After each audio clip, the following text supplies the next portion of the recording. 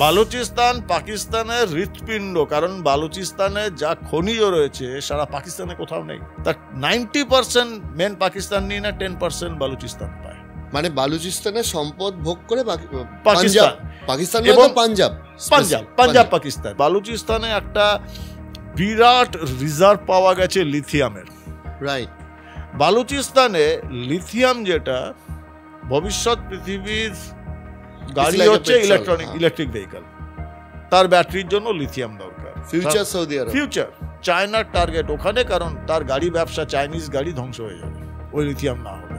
It was not a part of Pakistan প্রথমে। No, ওরা দখল করেছে। তো নয়, তো জবরদস্তি। এবং ওরা তো বহুত মানে 50s লেট 50s অব্দি বালুচিস্তান বলেছে আমরা পাকিস্তানে যাব না। ও তো ওদের সঙ্গে তো ধোকাধাড়ি করেছে, জিন্না থেকে শুরু করে ভুট্টো।